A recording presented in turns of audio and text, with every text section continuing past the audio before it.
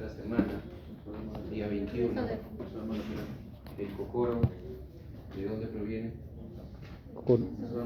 Mesodermo lateral, cocoro. Todos los músculos, músculo liso, Músculo liso, el esquelético y el cardíaco, todos los músculos son mesodermos. ¿Ya? Y específicamente en el músculo cardíaco, el mesodermo lateral es plano, porque el mesodermo se divide en diversas partes. Lo que tienes que acordarte es porque a nivel del origen biológico del corazón, el mesodermo lateral es plano. ¿Ya? Mesodermo lateral. A ver, preguntas de cultura general antes de entrar a cardio. Netamente hablar la parte anatómica.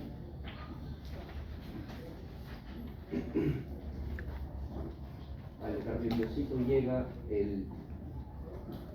¿Tenemos una placa motora terminal acá? ¿En cada cardiomiocito? No. ¿Verdadero o falso? ¿En dónde sí tenemos? En el unión neuromuscular. Músculo estriado y esqueleto. ¿Ya? Parece un poco ambiguo, un poco absurda la pregunta, pero hay algunos que en este caso de siglos anteriores nos habían mencionado que hay una placa motora terminal. Es decir, cuando llega la neurona y está toda la parte, el fascículo muscular con el sarcolema esperando, eso no existe acá. ¿Ya? Por esta razón, a diferencia dentro de los tipos de músculo estriado, tenemos el esquelético y el cardíaco. Cada cardiomiocito, imagínate que cada mano mía es un cardiomiocito, están unidos, ¿ok? Y cada uno se va a depolarizar de manera sincrónica, ¿ok?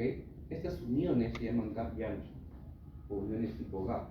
Es decir, si este cardiomiocito que precede a este se ha despolarizado producto del potencial de acción, el otro le va a seguir en ritmo, o le va a seguir en este caso de acuerdo al orden de estado.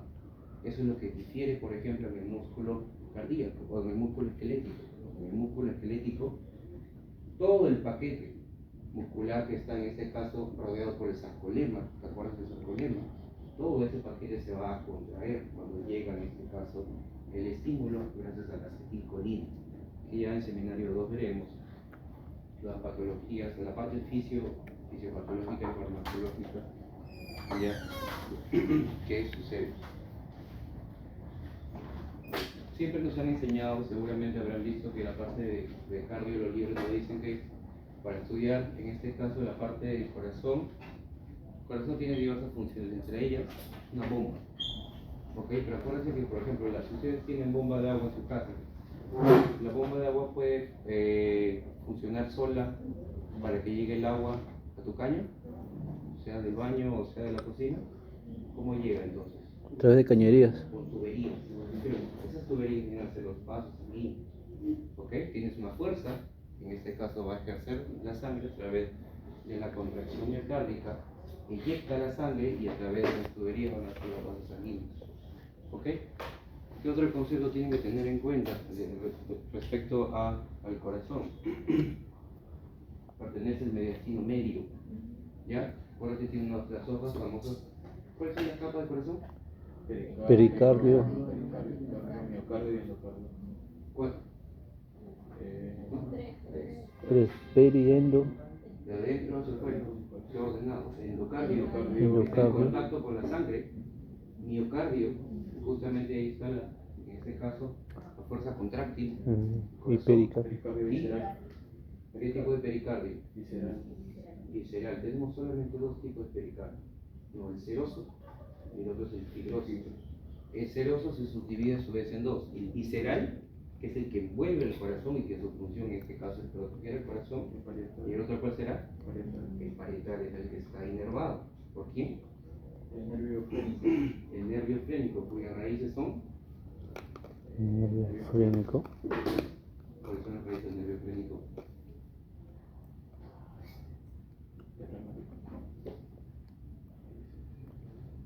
¿Cuáles son las raíces del nervio frénico?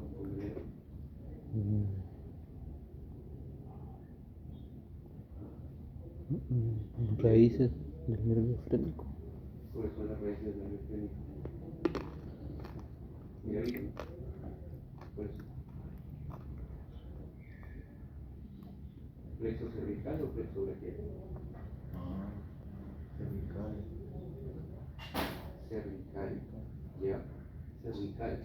AC3, AC5 son las raíces por las cuales van a emerger este nervio frénico, que en este caso va a dar inervación al, en este caso, pericardio parietal. Por esa razón, por ejemplo, en la pericarditis, ¿se acuerdan? En la pericarditis, semiológicamente, cuando lleva la leucemia, ¿cómo es el dolor de la pericarditis? Punzante, muy similar al famoso infarto, etc., pero ¿a dónde se irradia?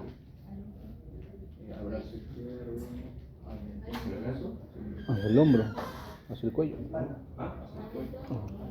Al hombro, sobre todo al hombro izquierdo. ¿Por qué al hombro? Porque justamente el plexo cervical va desde C1, C2, C3, C4 hasta C5. Porque el plexo braquial, que es algo que preguntamos en seminario 2, va desde C5 a T1. Porque hay diversas patologías que pueden afectar en este caso el plexo braquial. ¿Ok? Por esa razón, por ejemplo, en pericarditis, o todo daño, o toda alteración que en este caso irrite el pericardio parietal, puede ser un dolor referido a hombro, por la inervación, nada más. ¿Ok? ¿Cómo mejoraba el dolor del paciente con pericarditis? Itis, Cuando se inflamación. echaba, No, cuando iba a empeoraba.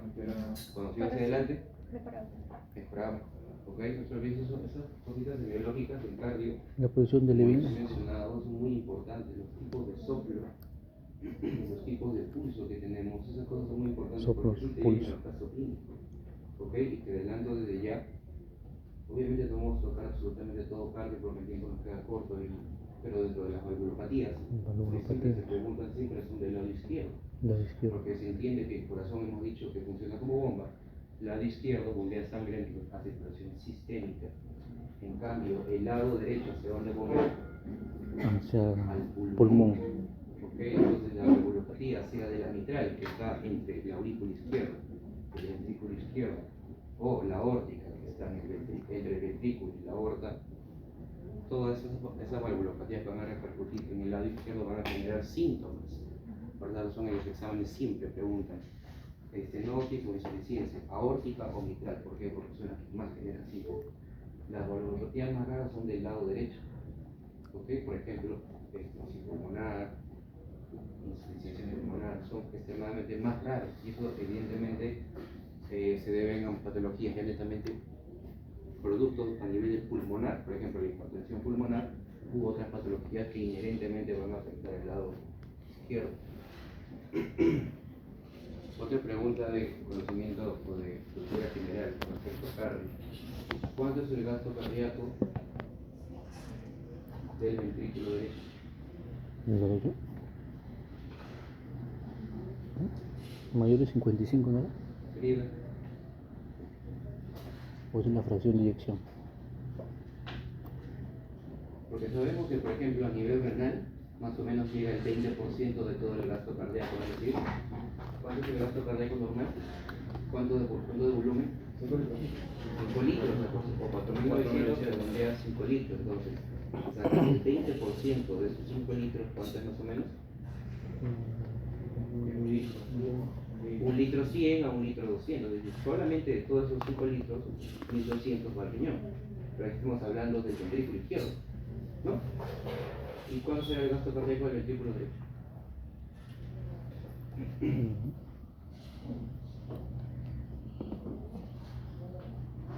Un gasto cardíaco del ventrículo derecho. No es mucha ciencia.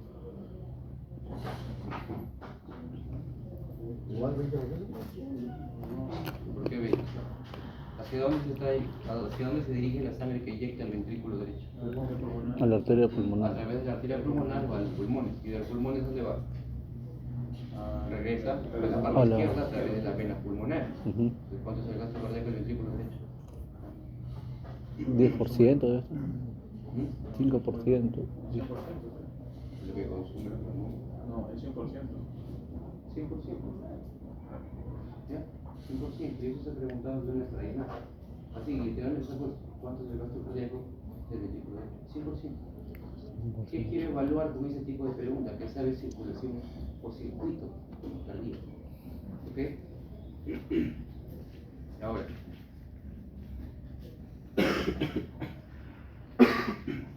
Nosotros tenemos 4 válvulas. ¿Ya? Aurículos ventriculares, lado derecho, tricuspidia, lado izquierdo, mitral. ¿ok? Y sigmoideas, lado izquierdo aórtica y lado derecho Pulmonar. ¿Cuál es la única válvula que tiene solamente dos opuestos? ¿Por qué? Porque todas tienen tres. La aórtica, la tricuspidia y la pulmonar. ¿Cuál es la que falta? Mitral. La mitral solamente tiene dos opuestos. ¿Crees que eso es importante? Mitral, dos ojuelas. Sí es importante. Y ahorita vamos a ver cuál es la relación que tiene, en este caso, o por qué es importante recordar por qué la válvula mitral solamente tiene dos hojuelas y que solo los diferencian a partir del resto. Otra de las cosas que tenemos que saber por cultura general a nivel del corazón, más o menos el corazón que le dibujas a tu tóxico, esto no sirve ya, deja de dibujarle así o mandarle sus corazoncitos, ya, para nada. El corazón que tú ves, si quieres le puedes tomar una foto esta para que puedas tenerlo o pegarlo en tus resúmenes o hacer un sticker y aquí se te envías a tu tóxico, porque el corazón se ve así. Lo que tú ves acá al frente es una cardioresonancia con contraste. ¿Ok? Se entiende entonces las relaciones anatómicas del corazón con respecto, en este caso, al mediastino. ¿Ya? Hay algunas cosas que tenemos que recordar para ponernos en contexto por inclusión. Esto se entiende que es la parte más anterior, ¿no? Porque el paciente le están tomando, en este caso, una cardioresonancia echado y en este caso es un corte axial. ¿Ya? Y esto se entiende que es la parte más posterior. Doctor, ¿por qué me doy cuenta? ¿Qué es esto? La vértebra, la médula. Ok, ¿y qué es esto negrito? La médula espinal. Bueno, disculpe la imagen, pero ¿qué es esto? El esternón. Externo. ¿Ok? Y aquí, evidentemente, tenemos, Los en pulmones. este caso, ¿cuál es la parte? ¿Cómo sé cuál es izquierdo, cuál es derecho? Es contrario. Por la punta también. Por el apex cardíaco, por la punta, el apex cardíaco. La punta, es decir, esto es Izquierdo. el ápice. Ok, dicen por ahí que es izquierdo, entonces esto es derecho. ¿Cierto? Ujú. Sí. ¿Estamos todos de acuerdo? Es más fácil. Mira ese ventrículo izquierdo. Ujú. Enorme. ¿Ok? Y otra de las cosas que tenemos que recordar con respecto a las relaciones anatómicas del corazón con el mediastino es que las cavidades izquierdas son más posteriores. ¿Ok? Y eso es importante. Las cavidades izquierdas, en este caso, aurícula izquierda, ventrículo izquierdo, y las cavidades, en este caso derechas, son más anteriores, están más en contacto, en este caso, hacia el esternón, ventrículo derecho, en este caso, aurícula derecha. ¿Ya? Y eso tiene una correlación anatómica importante. ¿Por qué? Por ejemplo, seguramente habrás escuchado, por ejemplo, si alguien quiere ser emergenciólogo o si quiere ser médico de ambulancia, ¿ok? Siempre vas a atender a un paciente policontuso, con trauma torácico cerrado y abierto, bien, sea un accidente automovilístico por arma blanda o por arma de fuego, ¿no? Entonces, solamente por saber esa correlación anatómica, ¿cuál crees que sea la estructura cardíaca que en este caso, o la cavidad cardíaca que más se va a lesionar en un trauma torácico cerrado? ¿Cuál? Derecho, izquierdo. Ok, entonces va a ser el ventrículo derecho. ¿Por qué? Porque el ventrículo derecho Está más anterior. es el que está más en contacto con el esternón. Ok, no te olvides que las cavidades derechas están más en contacto, son la parte más anterior y las cavidades izquierdas son la parte más posterior. No solamente en un trauma torácico cerrado, sino en un trauma torácico abierto, por ejemplo, apuñalamiento o por un arma de fuego, en este caso. Lo que va a dañar con más frecuencia es el ventrículo derecho, Pues es hipotensión. ¿ok? Por solamente esa correlación anatómica. ¿Ok? Y por ejemplo, cuando llegas al sitio del accidente, ves al paciente con incurvitación yugular, ruidos cardíacos mates, le tomas la presión 8.4, ¿qué es eso? Hipotensión. Shock. Shock hipovolémico. Shock hipovolémico.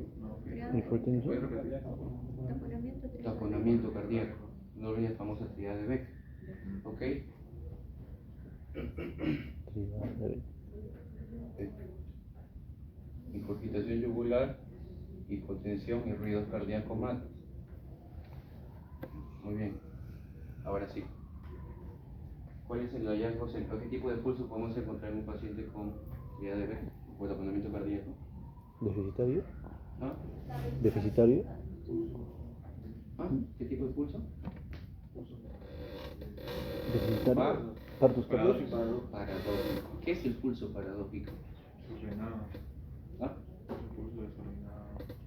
Evidentemente es un pulso desordenado, pero ¿qué es? ¿Cuál es la definición de pulso paradójico? ¿Cuál es?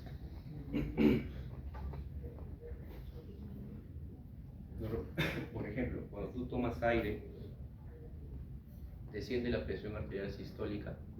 ¿Verdadero o falso? Verdadero. ¿Por qué desciende la presión arterial sistólica cuando tomas aire? Ahorita, por ejemplo, que estás tomando aire, ¿ok? ¿Por qué la presión arterial sistólica desciende?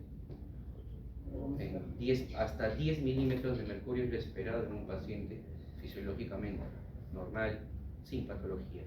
¿Por qué? ¿Qué es lo que pasa cuando un paciente inspira? Por el pulmón que se puede expandir. Expansión pulmonar. Y ya sé que.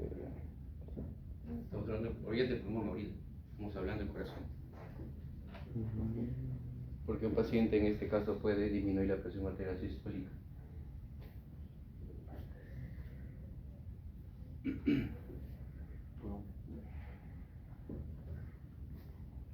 A la aurícula derecha, ¿qué vasos llegan? La vena cava superior, vena cava inferior. Vena cava superior y vena cava inferior. A la aurícula izquierda, ¿quiénes llegan? ¿Cuántas venas pulmonares hay? 4, ya no te olvides. Del ventrículo derecho, ¿qué sale? El ventrículo derecho, la arteria pulmonar. Arteria pulmonar. Y el ventrículo izquierdo. La aorta. ¿Dónde está la aorta acá? ¿Ya? Ahora. ¿Es aorta torácica o aorta diafragmática? Aorta abdominal. Torácica. Torácica, pues. Torácica. Porque ¿qué perfora? Para que se vuelva abdominal. El diafragma. Diafragma. Pues acuérdate que tenemos 3 hiatos: hiato esofágico, hiato aórtico, El hiato nivel de T8, aórtico. T10 o T12. Entonces, justamente cuando perfora la aorta, ahí recién toma el nombre de aorta abdominal. Mientras tanto es aorta torácica. ¿Ok? Muy bien. Entonces, cuando una persona inspira, ¿ok? Tú tomas aire, disminuyes en este caso la presión intratorácica que ejerce el tórax. ¿Sobre quién? Sobre las venas cavas. ¿Ok? Entonces, la vena cava inferior recoge la sangre de los miembros inferiores y la vena cava superior recoge la parte del diafragma inferior. Entonces, una persona cuando inspira, disminuye esa presión. Lo que hace es, ¿y cuál sería la secuencia de eventos que sucede? Si disminuye la presión intratorácica, ¿aumenta qué cosa? El retorno venoso. ¿O no?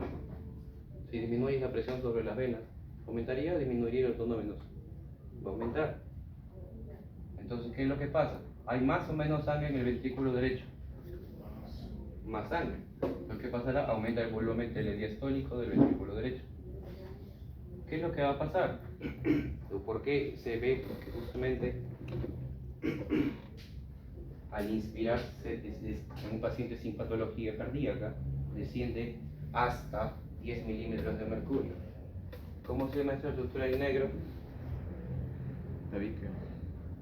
El tabique, ¿qué cosa? Interventricular, Interventricular. que está entre el ventrículo derecho y el ventrículo izquierdo. Entonces, si acá una persona cuando inspira se está llenando más de sangre, ¿qué es lo que pasa? El tabique se desplaza, ¿ok? Y el volumen del ventrículo izquierdo se va a reducir. Por lo tanto, esto evidentemente, ¿qué es lo que va a pasar? Hay un desplazamiento del tabique interventricular. ¿Y cuál va a ser la consecuencia en este caso? Una disminución de la presión arterial sistólica. ¿Por qué? Si disminuye el volumen, en este caso del ventrículo izquierdo, menos sangre va a poder almacenar en el ciclo cardíaco, que en este caso, acuérdate, ¿cuántas fases son el ciclo cardíaco? ¿Cuántas fases tenemos? No, 8. 4. ¿Cuáles son las fases del ciclo cardíaco? relajación isovolumétrica, contracción isovolumétrica, ¿no? ¿Son 4? 4, Cuatro, de repente sí. son en las vacas, ¿no? Que tienen un corazón un poco más grande. Compañero ya falleció. ¿Sí? No, tranquilo, si entras al baño, lávate la cara o tómate un café. ¿Ya?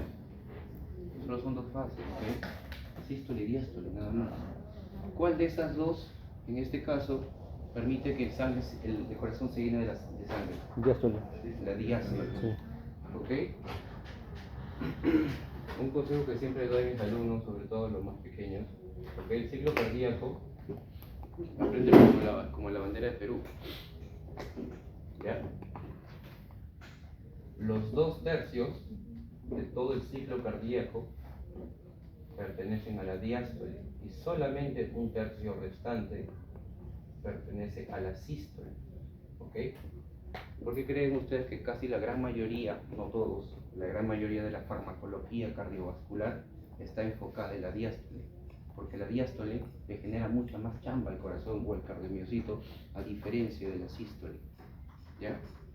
Por ejemplo, diuréticos. Diuréticos repercuten, en este caso, en la diástole, disminuyen el volumen telediastólico, disminuyen la precarga, el gasto cardíaco, el volumen sistólico y la presión arterial. Los YECAS y los ARA2 también actúan allí. ¿Ok? Entonces la gran, en este caso maquinaria o sobre todo farmacoterapéutica que está destinada a nivel cardiovascular principalmente es a la fase donde más trabajo yo le doy al corazón. ¿Ok? Es en este caso la fase diastólica. Entonces aquí, ¿cuál va a ser el efecto compensatorio si en este caso tú tienes mecanismos para regular la presión arterial? Si disminuye la presión arterial, ¿se activa qué cosa? El reflejo barroreceptor. Y en este caso tu presión arterial se regula de manera inmediata. Esto sucede en todos nosotros. ¿Ok? ¿Qué es el pulso paradójico? El pulso paradójico es el descenso de más o de 10 milímetros de mercurio o más de la presión arterial sistólica en la inspiración. ¿Y por qué pasará esto? Básicamente, tenemos un montón de patologías que puedan, en este caso, producir pulso paradójico. Por ejemplo, el taponamiento cardíaco, que es algo bien clásico, que siempre lo preguntan. ¿Por qué sucederá esto? Toda esta secuencia de eventos que hemos hablado anteriormente sucede porque el paciente, en este caso, todavía sigue inspirando, ¿sí o no? Pero ¿qué es lo que pasa si en el espacio pericárdico, que está comprendido entre las hojas pericárdicas, tanto en el epicardio como en el pericardio parietal, hay sangre? ¿Permite el corazón que se relaje? No. No, pues no va a permitir que se relaje. Entonces la fase diastólica es la que principalmente está alterada en un paciente con taponamiento cardíaco. Entonces, si el corazón no se puede relajar, imaginemos que mi mano es el pericardio y esto es el ventrículo, ¿ok? En un corazón sano se supone que los dos tienen que abrirse de manera sincrónica. Pero ¿qué es lo que pasaría si, por ejemplo, tengo un pericardio duro, por ejemplo en la pericarditis constrictiva, o si tengo en este caso un líquido en el espacio pericárdico? ¿Tenemos líquido en el espacio pericárdico? Sí. ¿Cuánto? No. Hasta 50 mililitros, ¿ya? Hasta 50, no más de 50, ¿ok? Porque a partir de allí en adelante ya se pueden estratificar o se puede cuantificar qué cantidad de líquido tienes en el espacio pericárdico y a partir de allí tú puedes incluso clasificar la gravedad de la cantidad de líquido que hay. Por esa razón, por ejemplo, seguro en cirugía general les han dicho que a un paciente tratado, no, un policontuso, se hace el famoso EcoFast. ¿Me han escuchado? Sí. Justamente la zona pericárdica es una de las zonas donde tienes que colocar el EcoFast para ver si el paciente, en este caso, está teniendo un taponamiento cardíaco, sea por la causa que sea. ¿Ok? Entonces, imagínate que el corazón, en este caso, tienes un pericardio duro o tienes líquido en el espacio. el corazón, en este caso el ventrículo va a querer desplazarse, pero ¿qué es lo que le va a hacer el pericardio? No va a poder en este caso, no va a permitir que el ventrículo no se vaya a distender para albergar toda la sangre que está viniendo por parte de las aurículas. ¿Cómo se llama eso? La ley de Frankenstein. ¿Te acuerdas la ley de Frankenstein? Entonces, ¿qué es lo que pasa? En este caso, todo este ciclo sigue sucediendo en un paciente con taponamiento cardíaco. Por lo tanto, el paciente sigue inspirando, y cuando inspiras, ¿qué es lo que va a pasar?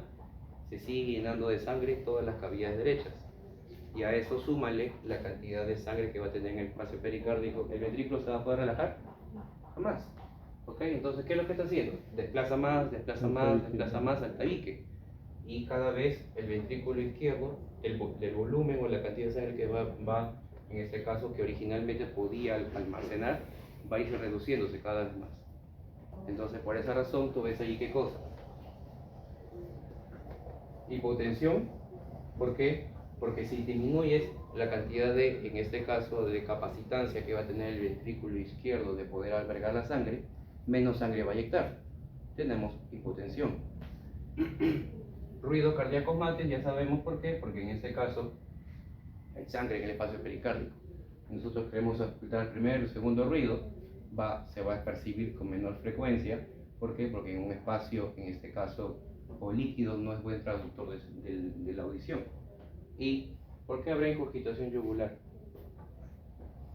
Ya hemos explicado hipotensión, ruidos cardíacos mates. ¿Por qué habrá ingurgitación yugular en un paciente con ruidos cardíacos mates, con taponamiento cardíaco?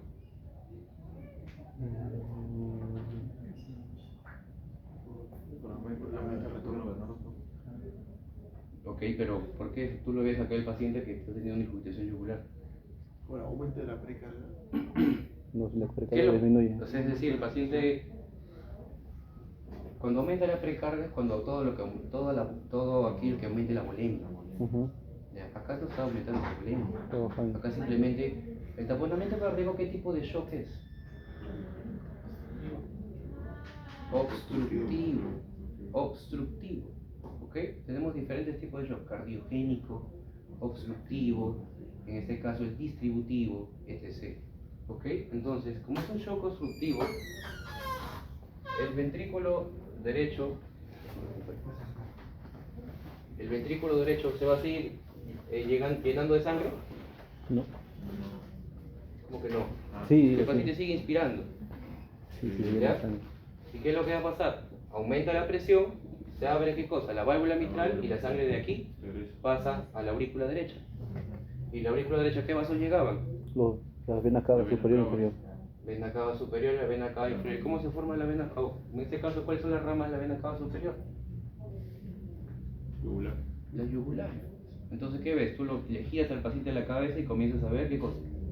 Ingurgitación yugular. Entonces tienes tu famosa triada, en este caso la famosa triada de Beck, que produce el taponamiento cardíaco. Y eso no es exclusivo solamente, por si acaso, de el taponamiento cardíaco. Lo vemos en cualquier patología que, en este caso, obstruya la función normal del corazón o de relajación. Por ejemplo, en el asma grave. Por ejemplo, en el EPOC severo. ¿Ok? Neumotoras a tensión, por ejemplo. Todas esas patologías van a repercutir. ¿Por qué? Porque obstruyen la función del corazón. ¿Ya? ¿Se entendió esta parte? ¿Ok? Porque esto viene, por si acaso, y esto es lo mismo. ¿Qué se ha preguntado? Esta secuencia. ¿Ok? Porque aquí, que tú sepas esa secuencia, yo me doy cuenta que en este caso estás aplicando la parte fisiológica y cómo repercute, sobre todo en la parte de hemodinámica del paciente, en un paciente con taponamiento cardíaco. ¿Ok? Entonces, en tu librito hay ciertas maniobras, en este caso, que permiten aumentar la precarga, la postcarga, lo que aumenta el retorno venoso. Todas esas cosas por lo menos tienes que saber aprenderlo. ¿Ok? Por ejemplo, cuando un paciente se desmaya, se sincopea, ¿por qué le levantan las piernas? Por el retorno venoso. Para aumentar qué cosa, la precarga, y eso aumentaría el retorno venoso y mayor sangre, en este caso a órganos vitales, porque a partir de los 2 minutos comienza a haber muerte neuronal. Entonces, en este caso, la sangre de los miembros inferiores van a llegar en mayor cantidad a justamente a la parte derecha del corazón, luego la parte derecha pasa al pulmón, y luego el pulmón por las venas pulmonares van al circuito del lado izquierdo y a través del ventrículo izquierdo a nivel sistémico. ¿Ok? No te olvides de eso. Muy bien. Yo sé que la imagen no se ve tan nítida, pero ¿qué es esto de acá? Lo que está de color naranja.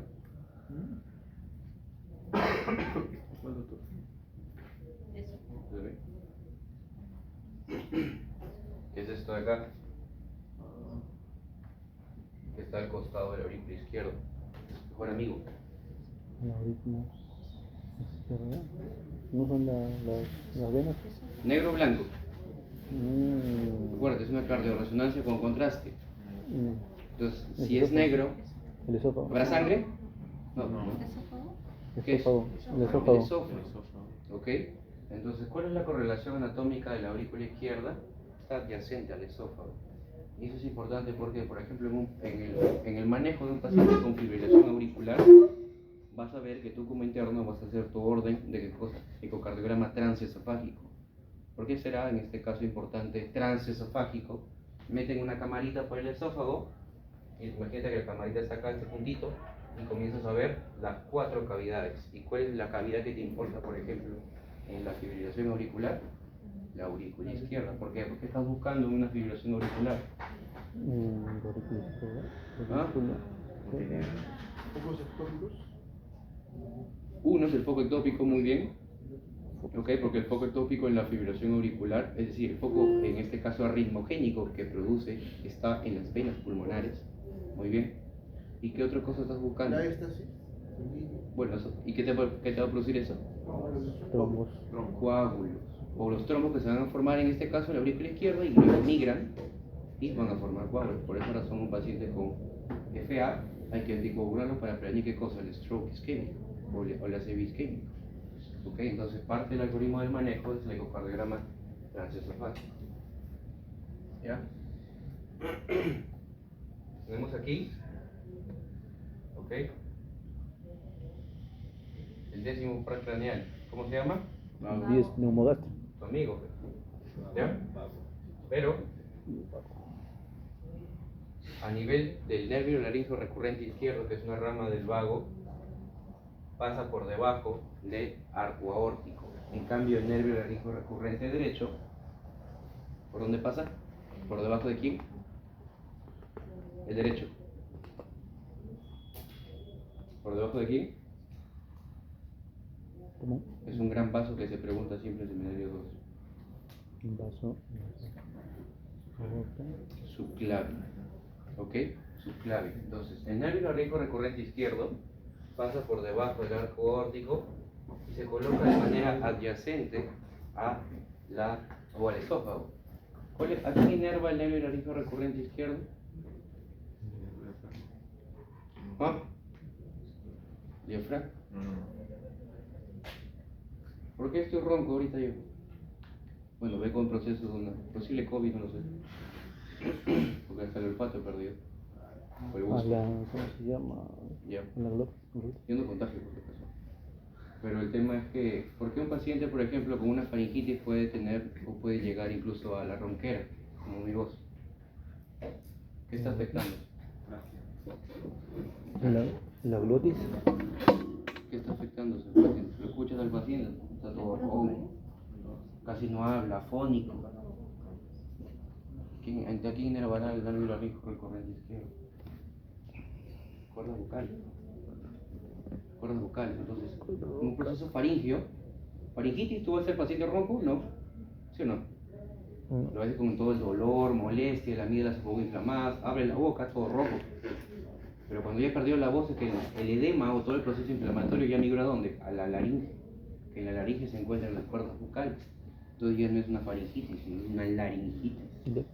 Ok, acuérdate que para emitir la voz, ¿cómo sale la voz? Básicamente las cuerdas vocales Se tienen que cerrar. Es la resonancia de las cuerdas vocales. Si todo ese proceso, o si toda esa zona está edematizada, producto de un proceso viral previo o un proceso inflamatorio previo, simplemente esa inflamación ha bajado a la laringe, a las cuerdas vocales y el paciente pierde la voz, en este caso todo ello. ¿Se da indicación para antibiótico? No. Por favor, ya. Jamás. Ya, ni se les ocurre dar amoxicilina, claritromicina, azitromicina, nada de esas cosas. No significa que el paciente ha empeorado, sino que cuál sería la mejor si tú fueras mi médico, por ejemplo, yo voy a tu consulta, ¿cuál sería la mejor recomendación para mí en todo caso, si estoy así todo ronco? No hablar. No hablar, punto. Eso es reposo absoluto de la voz o del habla. Eso le indican a los cantantes. Porque imagínate que, por ejemplo, que Marc Anthony y Gianmarco, que están con su proceso, comiencen a hablar, nunca más cantan. Ya no genera billetes. Entonces, todo médico en este caso, tú tienes que saber cuál es la mejor indicación para un paciente de acuerdo a, en este caso, a qué se dedica. Debería no hablar, ¿no? Pero una de mis cosas que yo hago entonces, ¿cómo hago? Mimo. Pongo un videito de YouTube, las academias, y ya está, 1 hora. Obviamente no. Ya, y lo peor de todo es que soy alérgico a los aires. Ni siquiera puedo desinflamarme. Estoy muerto. Pero bueno. Entonces, aquí vemos el nervio laríngeo recurrente izquierdo, que es una rama del vago, va a inervar ¿a quién? A las cuerdas vocales. ¿Ok? O en este caso, a los músculos intrínsecos de la laringe, excepto uno. ¿Cuál? Compañera. ¿Cuál es el único músculo intrínseco de la laringe que no está inervado por el nervio laríngeo recurrente izquierdo? Escoge una víctima. Se confió. ¿Cuál es su nombre? ¿Yul? No. ¿Dónde está Dorian para hacerle bullying? ¿De dónde? ¿Cusco? ¿Caminando? Y el cricotiroideo. ¿Ya? El cricotiroideo es el único músculo intrínseco de la laringe que no está inervado por el laringe recurrente. Oye, acuérdate que para emitir la voz es la resonancia de las cuerdas vocales. ¿Quién permite la resonancia de las cuerdas vocales? Los músculos laringeos. En este caso, la contracción de estos músculos permite que, a grosso modo, claro está, en este caso se puede emitir la voz. Entonces, ¿cuál es la válvula que en este caso está entre las cavidades izquierdas, entre aurícula y ventrículo izquierdo? ¿La válvula mitral? Mitral. ¿Ok? Mitral. Entonces, supongamos, ¿cuál es la causa que siempre me preguntan o la causa más frecuente de estenosis de la válvula mitral? ¿Cómo se llama? Fiebre reumática. Nunca se olvide, fiebre reumática. ¿Ya? Ejemplo típico de caso clínico de fiebre reumática, ¿alguien me puede decir?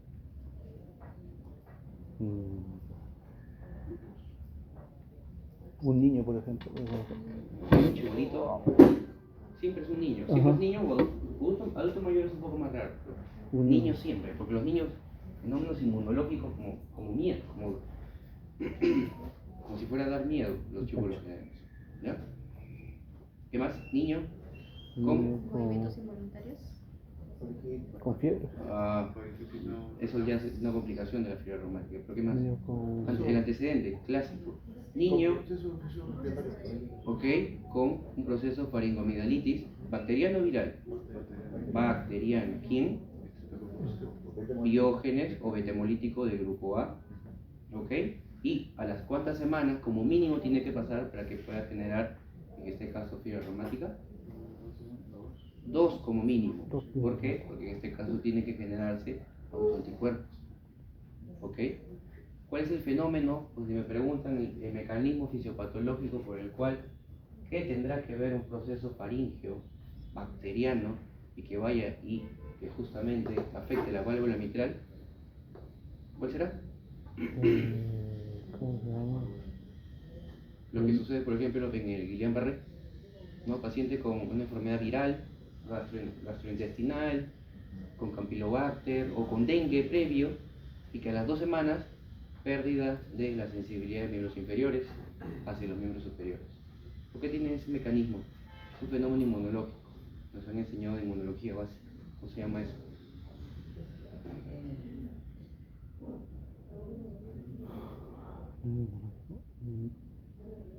¿Cómo se llama eso? Mimetismo molecular. Ok, mimetismo molecular. Como su propio nombre lo dice, mimetiza. ¿Ok? Los antígenos de la infección previa son muy parecidos. Nosotros también, nuestras células tienen antígenos, pero que en este caso nuestro sistema inmune no reacciona frente a ellos, porque tenemos una serie de mecanismos que nos protegen. Pero en este caso, la infección previa, ¿ok? Y junto con la reacción del sistema inmune va a hacer que los autoanticuerpos, en este caso, vayan y comiencen a generar todo el proceso inflamatorio con la consecuente calcificación y el endurecimiento. ¿De quién? De la válvula mitral. ¿Ok? Algo muy académico, ¿ok? Las estenosis, llamémoslo así, no se pueden abrir. Es decir, que la válvula no se puede abrir. En cambio, la insuficiencia no se cierra bien. ¿Ok? Evidentemente, en la práctica eso no sucede así. Ya, pero eso es con condiciones o una situación académica más que todo. ¿Ok? Estenosis no se abre. ¿Ok? Y la insuficiencia no se cierra. ¿Y por qué digo que en la práctica no sucede? Porque un paciente con estenosis mitral puede estar riendo, jugando fútbol y no lo sabe. ¿Por qué? ¿De qué depende? De la gravedad. Acuérdense que para poder, de eso ya seguramente les han preguntado en carne y todo ello, se tiene que medir la longitud, el grosor de toda la válvula. Menor a 1 centímetro cúbico, y es una estenosis mitral aguda, en este caso severa, que genera síntomas, disnea y todo ello, o síntomas del lado izquierdo. Entonces depende de la gravedad. Pero como les vuelvo a decir, las estenosis producen en este caso, porque la válvula no se puede abrir. La insuficiencia es que la válvula no se puede cerrar de manera adecuada. ¿Ok? Entonces, supongamos que todo ese antecedente clásico que te acabo de decir de un paciente con estenosis mitral. La válvula no se abre. Cuando la aurícula izquierda comienza a contraerse, ¿cómo está representada en el EKG esto? La aurícula izquierda comienza a contraerse. Onda de polarización auricular. ¿Ok? ¿Para qué se contrae la aurícula izquierda? Para vencer la presión de la válvula mitral y esta se abra y la sangre pase de acá a acá. Nada más. ¿Ok? Y para que este comience a llenarse de fuerza, ¿qué es lo que tiene que hacerse? Cerrar la válvula mitral y este se llena tanta fuerza ¿para qué? Para abrir la válvula aórtica y que la sangre de la ventrícula izquierda pase ¿a dónde? Al lado aorta. Así sencillo. Así funciona tanto en el lado derecho como en el lado izquierdo. Pero ¿qué es lo que pasa si nunca se abre? Producto que tenemos una estenosis mitral por una fibra reumática. ¿Qué es lo que va a pasar? Con el cardiomiocito que está presente en la aurícula izquierda. Va a aumentar su contracción, ¿no? Se va a hacer más fuerte, ¿ya? En algún momento le va a ganar a la válvula mitral, pero a la larga, si no mejoramos, acuérdate los mecanismos de adaptación celular. Todas las células del cuerpo tienen mecanismos de adaptación celular. ¿Yolanda? ¿Yola? Yul. Dime un mecanismo de adaptación celular. ¿De qué más te acuerdas? El más clásico, por ejemplo.